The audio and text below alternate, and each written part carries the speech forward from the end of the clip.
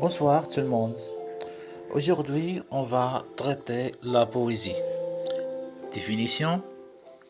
La poésie est un art du langage généralement associé à la versification et visant à exprimer ou à suggérer quelque chose au moyen d'une langue ou les combinaisons de mots, le rythme, l'harmonie des sonorités, les images en autant et parfois plus d'importance que le contenu exposé.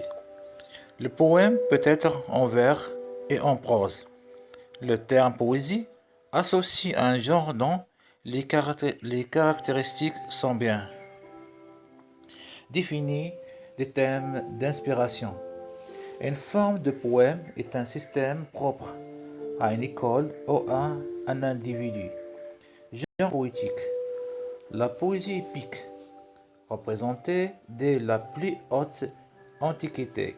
Il donne aux événements et aux personnages une grandeur exceptionnelle. L'épopée est un long poème narratif qui chante les exploits des héros, utilise le merveilleux et se développe en épisodes chants. La chanson de geste est la forme qu'a revêtue l'épopée au Moyen Âge. Elle est écrite en décasyllabes ou en alexandrin assonancé, rimant uniquement sur la voyelle, et des copies en strophes les laissent. Accompagnée souvent de musique, la chanson de geste a pour sujet la geste, les exploits de chevaliers. La poésie lyrique, destinée à l'origine à être chantée, accompagnée de la lyre, instrument d'Orphée. D'Orphée, premier poète selon la mythologie grecque. Elle expose des sentiments intimes. Les poèmes peuvent être d'inspiration élevée, odes, hymnes ou d'une inspiration plus modeste ou personnelle.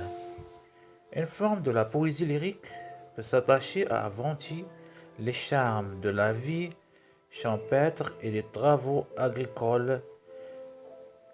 La poésie élégiaque, souvent nostalgique, elle a pour thème des sujets tristes et tendres. La poésie philosophique ou religieuse, tout en visant le beau et le noble. Elle se met au service d'un message à délivrer, d'une théorie de la foi. L'épître est ainsi une lettre en vers sur un sujet philosophique ou satirique.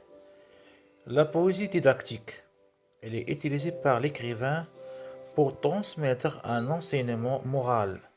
La fable, un petit récit, souvent en vers, accompagné d'une moralité qui vise à instruire à travers une anecdote symbolique.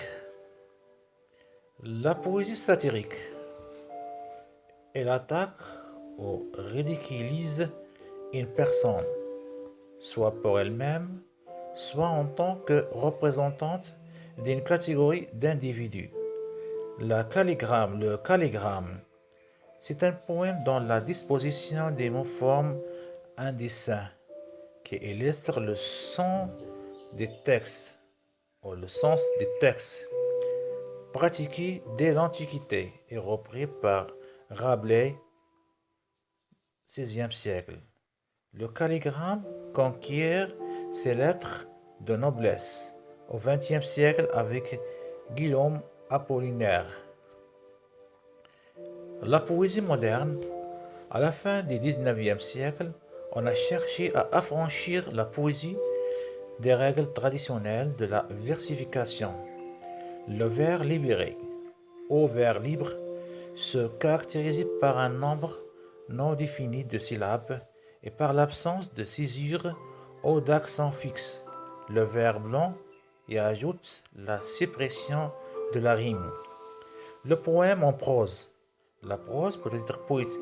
La prose peut être poétique par l'effet de rythme. de sonorité ou par son contenu.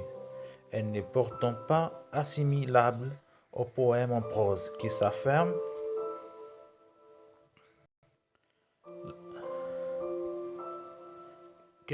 d'abord en tant que poème, en particulier par sa structure. Genre associé, la chanson, le plus souvent rimée, découpée et couplée, elle comporte généralement un refrain répété régulièrement longtemps.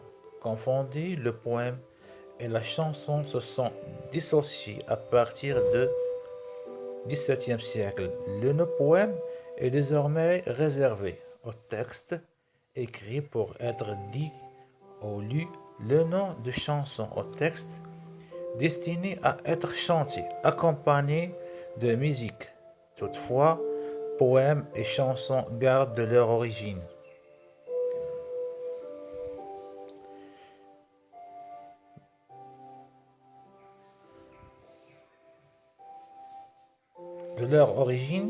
Commune la possibilité d'échanger leurs particularités.